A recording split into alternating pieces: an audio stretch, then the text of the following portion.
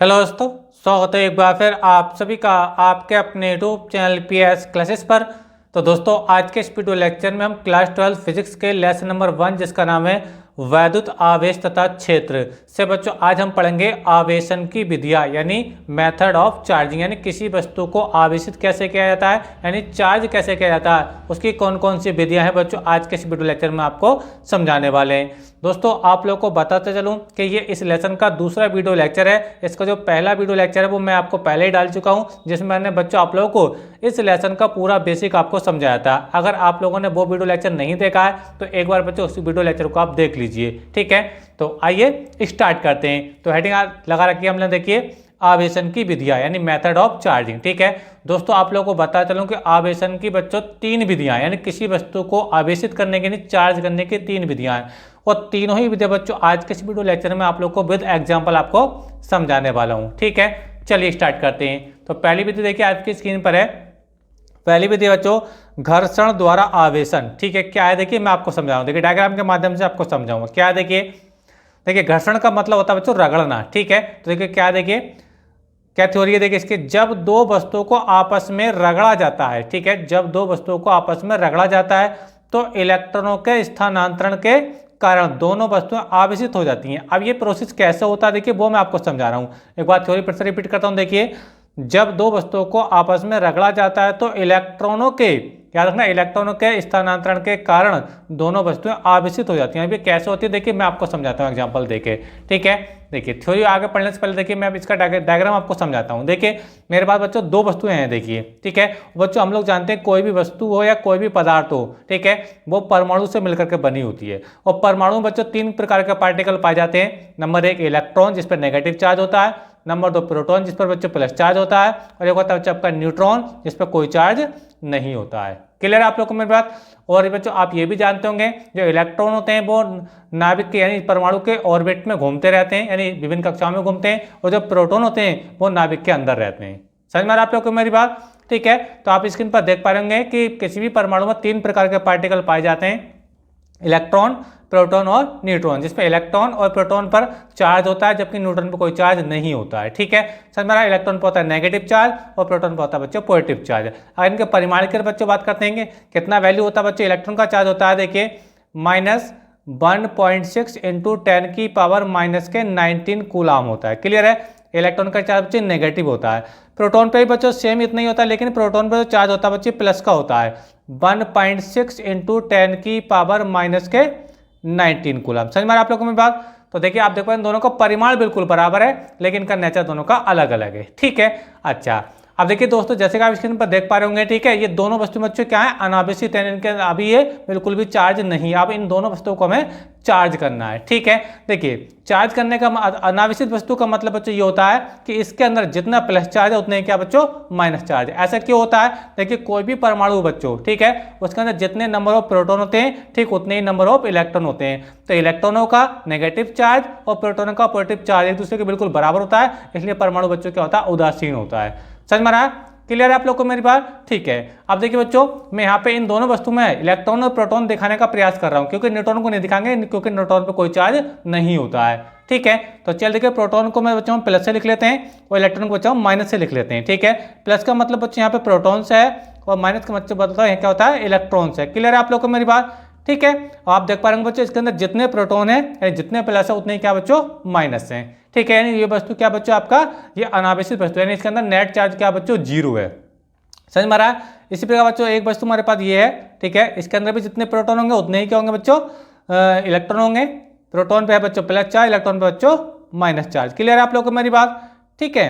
तो इसके अंदर जितना प्लस है उतना ही माइनस है, इसके अंदर भी जितना प्लस है उतना ही माइनस है। दोनों वस्तुओं का जो नेट चार्ज है वो 0 है। इन दोनों वस्तुएं अभी क्या बच्चों अनावेशित है, ठीक है। लेकिन बच्चों जब इन वस्तुओं को आपस में रगड़ेंगे, आपस में जब इनको हम रगड़ेंगे, ठीक है, तो इलेक्ट्रॉनों का स्थानांतरण शुरू हो जाएगा, यानी एक वस्तु से इलेक्ट्रॉन दूसरी वस्तु में ट्रांसफर कर जाएंगे। मान लीजिए बच्चों इस वस्तु से एक इलेक्ट्रॉन बच्चों इसके अंदर आ गया, ठीक है, मान लो इलेक्ट्रॉन बच्चों यहाँ पर आ गया। क्लियर है आप लोग मेरी बात। अभी इलेक्ट्रॉन तो यहाँ से चला जाएगा, ठीक है, तो जो माइनस का साइन है यहाँ से कम हो जाएगा और प्लस कितने 1 2 3 4 5 प्लस हैं, क्योंकि इलेक्ट्रॉन चला जाएगा तो एक माइनस कम हो जाएगा, तो माइनस कितने आ जाएंगे 1 2 3 4 माइनस रह जाएंगे, यानी +5 है -4 है, तो बच्चों नेट चार्ज इसमें प्लस का एक चार्ज बच्चों ज़्यादा रह जाएगा, यानी समझ में आ रहा है आप लोगों को मेरी बात। तो इस वस्तु पर बच्चों आप बच्चों प्लस चार्ज आ गया, यानी ये वस्तु आपके बच्चों आवेशित हो चुकी है। सेम इसी प्रकार देखो इसके अंदर देखो क्या है, 1 2 3 4 5 6 प्लस है, माइनस देखते हैं 1 2 3 4 5 6 और एक इलेक्ट्रॉन आया माइनस के साथ, ठीक है, तो माइनस इसके अंदर 7 हो गए, ठीक है, +6 है, तो इस पर बच्चे नेगेटिव चार्ज हो गया। क्लियर है आप लोग को मेरी बात। अब ये दोनों वस्तु बच्चों क्या बच्चों ये आवेशित हो चुकी हैं। जिस वस्तु से इलेक्ट्रॉन निकले हैं वो इलेक्ट्रॉनों की कमी के कारण बच्चों पॉजिटिव हो गई है, यानी धनावेशित हो गई है, और जिस वस्तु के अंदर इलेक्ट्रॉन आया है इलेक्ट्रॉन पर नेगेटिव चार्ज, तो इलेक्ट्रॉन की अधिकता की वजह से बच्चों क्या बच्चों ये वस्तु नेगेटिव हो गई है। दोनों वस्तु क्या हो गई बच्चों ये आवेशित हो चुकी हैं। समझ में आ रहा है। अब देखिए थोड़ी पढ़ता हूँ, देखिए आप लोगों को मैं आपको क्या समझा रहा था। देखिए जिस वस्तु से इलेक्ट्रॉन स्थानांतरित होते हैं, जैसे इससे इलेक्ट्रॉन स्थानांतरित हो रहे हैं, ठीक है, वह वस्तु इलेक्ट्रॉनों की कमी के कारण बच्चों धनावेशित हो जाती है। देखिए इस इलेक्ट्रॉन निकला है इसलिए बच्चों क्या हुआ बच्चों धनावेशित होगी। अगर एक इलेक्ट्रॉन इधर निकल जाएगा तो यहाँ पे डबल प्लस आ जाएगा और यहाँ पे डबल माइनस आ जाएगा। मान लीजिए एक इलेक्ट्रॉन इसके अंदर और आ गया, ठीक है, मान लीजिए यहाँ इलेक्ट्रॉन आ गया इसके अंदर। क्लियर है आप लोगों को मेरी बात। तो बच्चों यहाँ पे आप डबल प्लस ज्यादा हो जाएगा और यहाँ पे डबल माइनस ज्यादा हो जाएगा, ठीक है। क्लियर है आप लोगों को मेरी बात। तो देखिए जिस वस्तु से इलेक्ट्रॉन स्थानांतरित होते हैं वह वस्तु इलेक्ट्रॉन की कमी के कारण धनावेशित हो जाती है, जैसे आप ये पहली वस्तु देख पा रहे हैं। और जिस वस्तु पर मतलब इस पर दूसरी वस्तु पर इलेक्ट्रॉन स्थानांतरित होते हैं वह वस्तु इलेक्ट्रॉन की अधिकता के कारण ऋणावेशित हो जाती है। यानी दोनों वस्तु का बच्चों क्या हो गई आपकी आवेशित वस्तुएं हो चुकी हैं। इस वस्तु पर ये वस्तु धनावेशित हो चुकी है और ये वस्तु बच्चे आपकी ऋणावेशित हो चुकी है। उम्मीद करता हूँ बच्चों ये बात आपको अच्छे से क्लियर हो गई होगी, ठीक है। तो इस प्रकार बच्चों हम घर्षण द्वारा दो वस्तुओं को आवेशित कर सकते हैं। क्लियर है। चलिए आगे आपको मैं समझाता हूँ। देखिए यहाँ तक कि बच्चों वीडियो आपको अच्छी लगी है तो अपनी मैथ का आप लोगों से इतना सा रिक्वेस्ट है कि प्लीज़ वीडियो को लाइक जरूर कर दीजिए। और इस प्रकार बच्चों 12th क्लास फिजिक्स केमिस्ट्री का पूरा नोट्स ऐसे चाहते हैं बच्चों हमारे माध्यम से पढ़ना चाहते हैं, उसके लिए बच्चों चैनल को सब्सक्राइब जरूर करिए। चैनल को सब्सक्राइब करने के साथ बेल आइकन यानी घंटी का बटन जरूर दबाइए ताकि जैसे जैसे हमारी कंटिन्यू वीडियो है इनका नोटिफिकेशन आप लोगों को समय से मिलता रहे। चलिए स्टार्ट करते हैं। तो दूसरी विधि बच्चों आपके चालन द्वारा आवेशन, ठीक है, चालन द्वारा आवेशन, जिसको बोला जाता है बच्चों आपका कंडक्शन बाय चार्जिंग, ठीक है। क्या होती है देखिए जब किसी आवेशित वस्तु को, यानी एक वस्तु इसमें आवेशित रहती है ऑलरेडी, है ना, जब किसी आवेशित वस्तु को किसी अनावेशित वस्तु से, ठीक है, स्पर्श कराते हैं तो अनावेशित वस्तु पर भी उसी प्रकृति का आवेश उत्पन्न हो जाता है। क्या कहा देखिए यहाँ पे एक वस्तु हम लेंगे आवेशित, दूसरी वस्तु लेंगे बच्चों हम अनावेशित। चलिए देखिए मैं आपको स्क्रीन पर समझा रहा हूँ।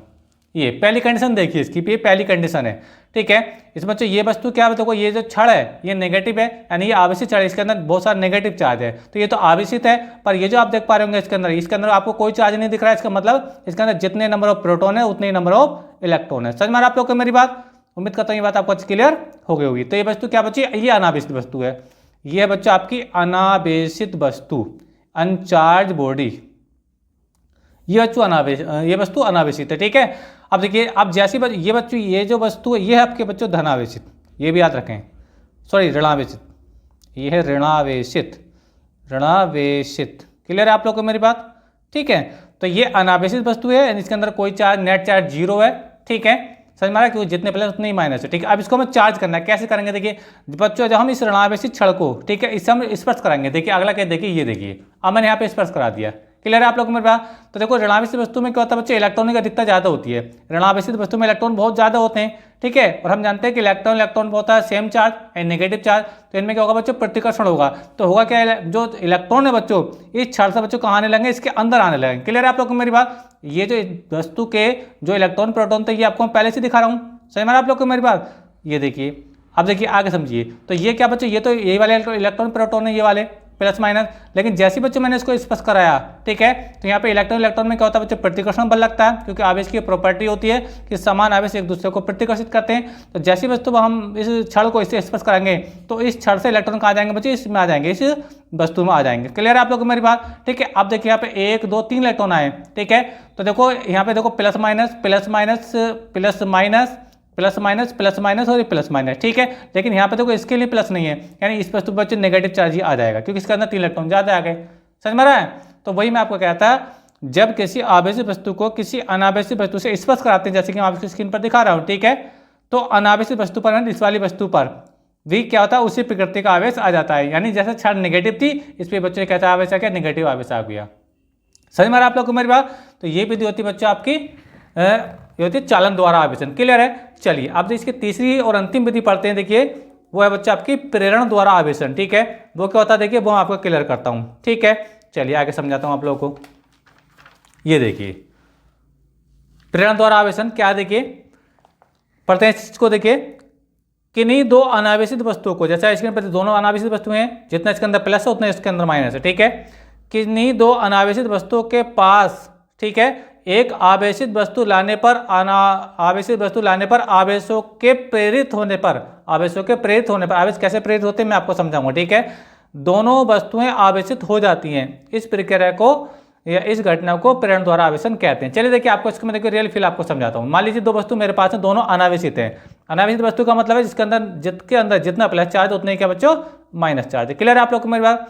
सेम बिल्कुल इसी प्रकार से जितना प्लस उतना ही माइनस, जितना प्लस उतना ही माइनस, जितना प्लस उतना माइनस, जितना प्लस उतना ही माइनस। क्लियर है आप लोग को मेरी बात? अच्छा, अब देखिए दोनों वस्तुएं अनावेशित हैं, यानी इसके अंदर दोनों के अंदर नेट चार्ज जीरो है। क्यों? कि जितना प्लस इनके अंदर उतना ही माइनस इनके अंदर है।